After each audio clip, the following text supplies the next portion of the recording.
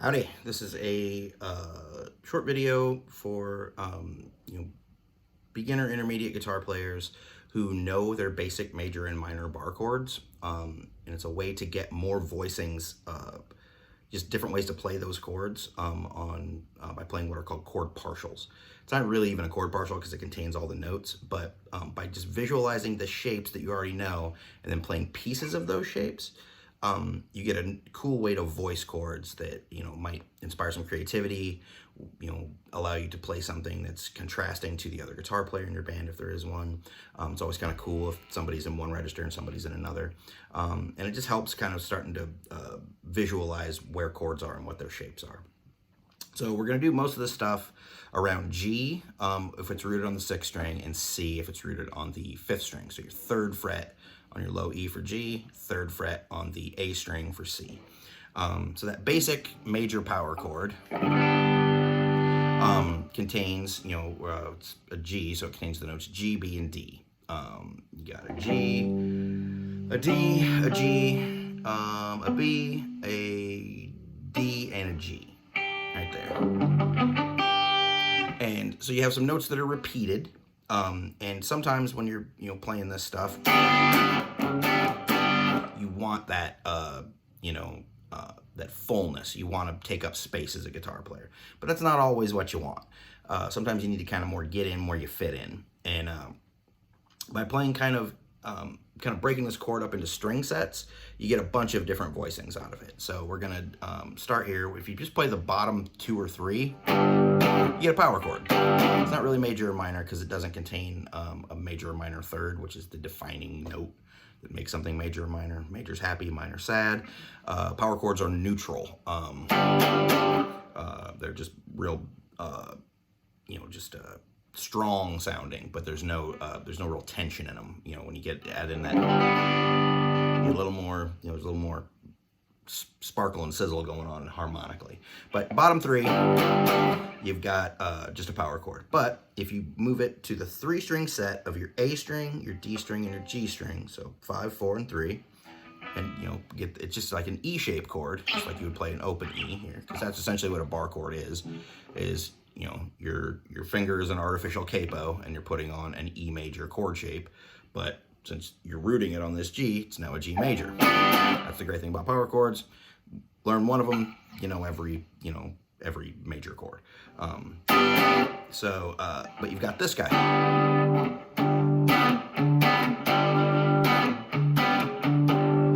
So you play just those 3 notes there. And that's kind of cool. Depending on the situation, it might be cooler. It might just sound cooler to do that. Then, if we move down to the next string set of D, G, and B, so 4, 3, and 2, you get this little stair stepper here.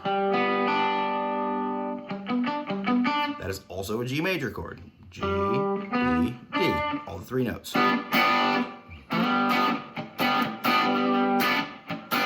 Cool voicing. And then you get up into these top 3, and you do the G, B, and E.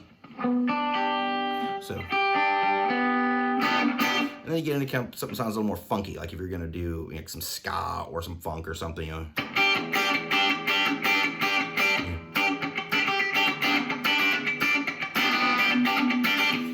So you've got that choice, and so those are your 3-string voicings. You got the ones on A, D, and G. You got your 3-note here on G or a D, G, and B, and you've got that top 3 on G, B, and D, or G, B, and E. I'm sorry. So you have that little. So just out of being able to visualize where those are, you've got 3 different voicings for a chord that you already know. Then you can also do 4-string voicings on this, which is kind of cool. You can combine the one here with the one here, and you get this. I usually switch up and put my pinky there, but you get that, the 5th and the bass. It's called an inversion. We'll get to that later, but it's a good chord. Hendrix would do those a lot, and he would do them like this and thumb them like that, and so he could get his pinky out to do other things. He had great big hands, so bar chords were hard for him, but that little 4 stringer there, up to the B string, and then you could combine the stair stepper on the D, G, and B with this little funky one here, and you get bar across that. And that's actually a pretty common one, you know, which sounds pretty cool. So you got, again, there's 2 more voicings for it. You can kind of mix and match them as appropriate. And to do those with a minor chord, you basically, you know, all you do to make a major bar chord minor is take your middle finger off. And it all works the same. 3 stringer, 3 stringer. You know, just divide it into string sets. They're not quite as, you know, the voicings aren't quite as good on the minor one. The 2 that you use the most would be the top 3 strings, and then the one here where you would combine the top 3 with the 4, put that one on the 4th there. People don't do this one very much. You know, and this one, right? Might as well get that guy in there. So really, with the minor ones, those are the ones you really want to kind of pay attention to. So now, so that's how you do it for your 6-string rooted major bar chord and minor bar chord. Now we're going to move up to the 5th string and to the C. So what we've got here,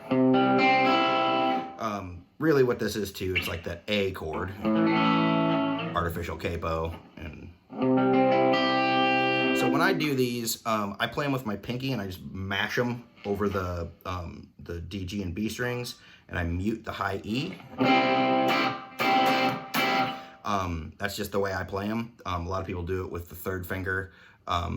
It's just hard to get that high E in there, and it's not super necessary because the note's repeated. But we want to visualize that 3rd fret on the high E there, that G note, is still there. And then we kind of just apply the same deal. You know, if you go to the bottom 2 strings, or the bottom 3 of the chord, you just get a power chord.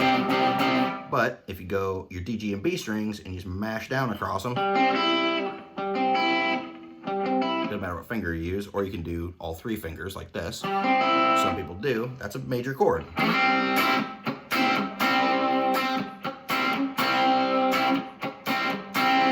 Which is pretty cool sounding. And then I like those a lot. I use them quite a bit. But then you have the high funky one here. Put your 1st finger, 3rd fret, and then you skip 2 frets on the over to the 5th on the B and G strings. So you'd have a, you know, like a G to C.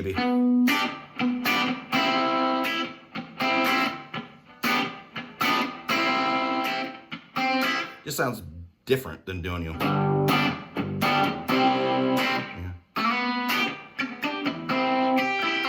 Use it for melodic stuff. There's just all kinds of things you can do with it. But that's how they work for the major chord. Minor chord, same deal. You know, drop that note down to here, make it the major 3rd to a minor 3rd. So it's basically, the minor chord is like the major chord, but just brought down a set of strings. It's just the same exact shape. You're just playing it off the 5th string instead of playing it off the 6th string. So with this guy, that A minor shape, you do a 3 stringer. You could do stair stepper. That's the top 3 notes of that same bar chord. And you've got the combo. Oh, that was right. Minor chord there. And these are fun, man. So that just, you know, gives you a lot of voicings. Allows you to visualize, you know, different ways to play these chords using a chord that you already know. It's a neat way to do it. So anywho, mess around with that. Try, you know, finding kind of chords within chords that you know. With bar chords, it works pretty darn well. So have fun. Bye.